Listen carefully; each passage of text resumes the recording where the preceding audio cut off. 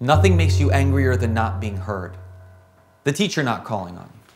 Being ignored is the new girl, your boss brushing off your input, and that time when you were 12. The argument with your best friend who said, "Why are you so mad now? You didn't say anything before." And if you don't speak up when it matters, you are as good as invisible. You say you don't want to vote because you're not a politics person. You think it takes too long to register. You say, "Carlos, honestly, it's just not my thing." But you don't realize what has been sacrificed for you to have the choice to not vote. How in 1917, Alice Paul was beaten and tortured for protesting for the right to be heard. Flanked by suffragists who nearly died by her side, Alice Paul risked her life because she knew that to have a vote is to have a public voice. And back then, women didn't have one. In an era of Jim Crow, not far removed from black codes or black people being considered 3/5 of a person, think about it. What if half of this country still could not vote?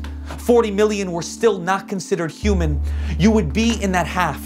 Your roommate would be in that half and in that 40 million. It took a rising chorus of public voices in the form of ballot box choices to shift the tide. But you tell me, "I'm only 19, Carlos, and the year is 1917. Sure, I don't like when choices are made for me, but I'm one person. Who cares if I don't vote? I'll just be different, I guess. Let everyone else do it." What if I told you that 2/5 of those who could vote in 2008 did not?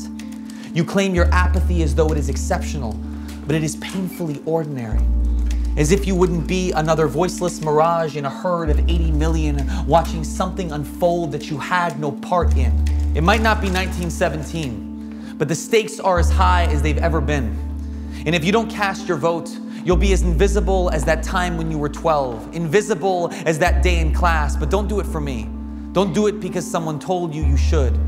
In the voting booth, remember, it's not just for you, but for your autistic little brother, your arthritic mother, your immigrant grandparents, your shy roommate, the kids you want to one day have, and their kids kids, and every person who marched, got beaten, stared down a fire hose or a police dog, who died in prison for the democracy you have.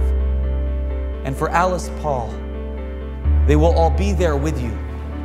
For anyone without your voice, vote for them.